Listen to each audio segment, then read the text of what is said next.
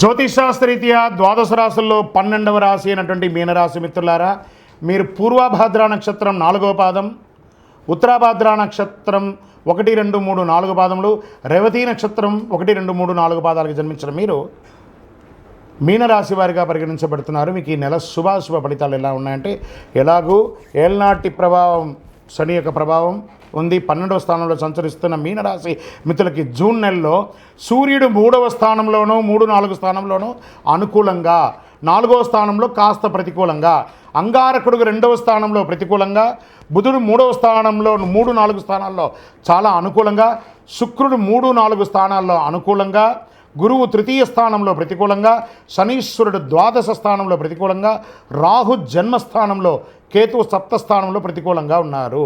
ఈ నెల మీనరాశి వారికి కాస్త ప్రతికూలతనే ఎక్కువ ఉందని కూడా చెప్పచ్చు. అనుకూలమైనటువంటి గ్రహాలు కొన్ని ఉన్నా కాస్త ప్రతికూలత ఎక్కువ ఉంది. మొదటి 2 వారాలు చాలా అనుకూలంగా ఉంటుంది. 3, 4 వారాల్లో కాస్త పని భారం చాలా ఎక్కువ ఉంటుంది.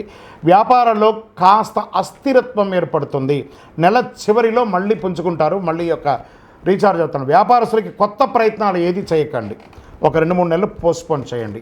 చేసే పనులు, నిర్ణయాలు తీసుకునేటప్పుడు 1కి 4 సార్లు ఆలోచించి ప్రణాళికాబద్ధకంగా ప్రయత్నం చేయండి. ప్రతి విషయాన్ని నిర్ణయం తీసుకునేటప్పుడు ఇతరులతో సంప్రదించండి. మీ పెద్దవాళ్ళతోనూ, భార్య భర్తతోనూ, భర్త భార్యతోనూ సంప్రదించి ఇది చేయవచ్చా చేయకూడదా అని చెప్పి తెలుసుకొని చేయండి.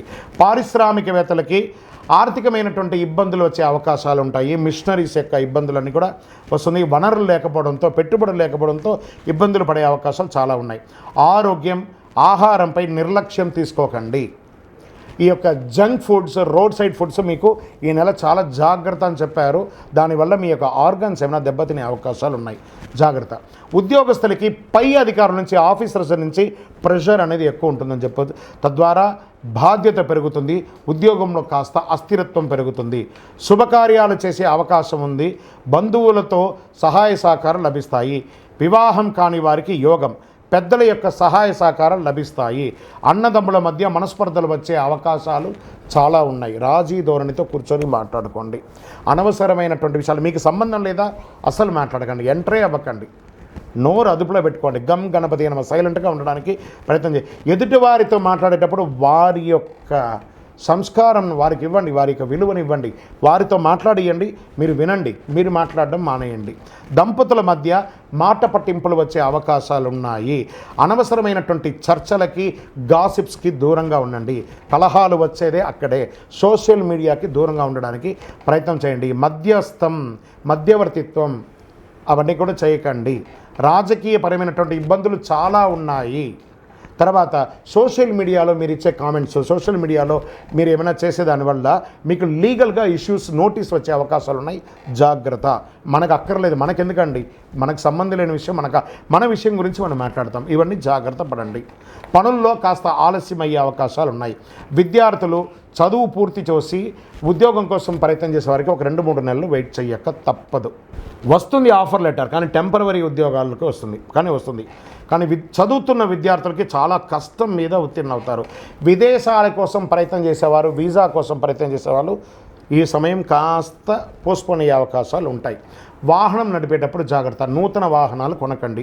వాహనం రిపేర్ చేసే అవకాశాలు, ఇంటి రిపేర్ చేసే అవకాశాలు, వాస్తుపరంగా సరిదిద్దుకునే అవకాశాలు ఎక్కువ కనబడుతున్నాయి. మీ యొక్క సంతానం, వారి సంతానం విషయంలో కూడా జాగ్రత్త పడండి. ఆరోగ్యపరంగా కొత్త పరిచయాలు ఏర్పడతాయి, దానివల్ల కూడా ఇబ్బందులు కలిగే వచ్చే అవకాశం ఉన్నాయి. ఆ పరిచయం అయింది కదా అని మొత్తం నమ్మేయకండి. ఎంత నమ్మాలో అంత నమ్మండి. దీంట్లో మీనరాశి వారికి ఒక పెద్ద మార్గం అంటే సబ్కా సున్నా అప్నా కర్నా. ఇది ఒకటి గుర్తుపెట్టుకోండి. అందరిది వినండి, మీకు తోచింది మీరు చేయండి. అప్పుడే మీకు బాగుంటుంది. 1కి 2 సార్లు ఆలోచించి నిర్ణయం తీసుకోండి. మళ్ళీ ఆహార విషయంలో జాగ్రత్త చెప్తున్నాను, జాగ్రత్త. స్పోర్ట్స్ వారికి మిశ్రమం, వ్యవసాయదారులకి బాగుంటుంది. మీడియా రంగం వారికి కూడా మిశ్రమమే. ఐటీ రంగం వారికి ఉద్యోగం కాస్త గడ్డు ఈ సంవత్సరం. ఈ నెల కొంచెం జాగ్రత్త పడండి. చంద్రాష్టమం జూన్ 17/6/2024 12:35 ఉదయం నుండి 19/6/2024 11:06 వరకు చంద్రాష్టమం ఉంది. 2.5 రోజులు. వాహనం నడిపేటప్పుడు, షూరిటీ సంతకాలు చెప్పేటప్పుడు, ఎవరైనా పెద్దవాళ్ళతో వీళ్ళతో మాట్లాడేటప్పుడు జాగ్రత్త. పింక్ కలర్, బ్లూ కలర్ ఈ నెలంతా కూడా మీకు చాలా కలిసి వస్తుంది. లక్కీ నెంబర్ 5 అని చెప్పవచ్చు. మీకు పరిహారం మీ పరిసర ప్రాంతాల్లో ఉన్నటువంటి శివాలయానికి వెళ్ళి శివారాధన చెయ్యండి, గురు ప్రార్థన చెయ్యండి, మొక్కులు తీర్చుకోండి. మీ వయసు ఎంత ఉందో అన్ని దీపాలను వెలిగించండి. ఆ యొక్క దేవాలయంలో సుబ్రహ్మణ్య భుజంగం అనే యొక్క మంత్రాన్ని ఖచ్చితంగా ప్రార్థన చేయండి. ఓవరాల్ ఈ నెల మీనరాశి వారు జాగ్రత్త జాగ్రత్త జాగ్రత్త, చాలా జాగ్రత్తగా ఉండండి. ఇది మిమ్మల్ని ఏదో భయపెట్టడానికి కోసం చెప్పడం కాదు, గ్రహాలు అలా ఉన్నాయి కాబట్టి మీరు ఏదో అయిపోదు, ఉన్న దాంట్లో జాగ్రత్త పడితే చాలు కదా. మనం ఒక రోడ్డు మీద ప్రయాణం చేస్తూ ఉంటే స్పీడ్ బ్రేకర్ వస్తుంది, తెలియకుండా పోతే గుద్దుకుంటారు, వస్తుందని తెలిస్తే నిదానంగా వెళ్తారు కదా. ఆ జాగ్రత్త చెప్పడమే జాతకం. కానీ ఇలా ఉన్నవన్నీ జరిగే తీరుతుందని ఊహించుకోకండి. మీ యొక్క తలరాత ఎలా ఉంటే తప్పకుండా అలా భగవంతుడు నెరవేరుస్తాడు. విజయోస్తు. ఈ 12 జ్యోతిష శాస్త్రం ద్వారా 12 రాసుల వారికి మనం గోచార ప్రకారంగా చెప్పుకున్నాం కదా. మీరందరూ కూడా ఆయురారోగ్య ఐశ్వర్య భోగభాగ్యాలతో ఉండాలని ఆ అఖిలాండ కోటి బ్రహ్మాండ నాయకుడు శ్రీ ధర్మశాస్త్ర అయ్యప్ప స్వామి వారిని ప్రార్థన చేస్తున్నాం.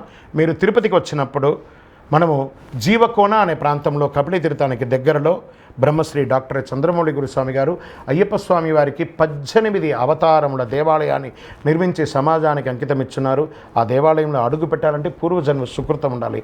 అలాంటి అద్భుతమైనటువంటి దేవాలయాన్ని మీరందరూ వచ్చి దర్శనం చేసుకోవాలని కోరుకుంటున్నాం. మీకోసం మీ యొక్క యోగక్షేమం కోసం ఎప్పుడూ ప్రార్థన చేస్తూ ఉంటాం. వందే మాతరం, వందే మాతరం, వందే మాతరం. చంద్రమౌళి వెంకటేష్ శర్మ.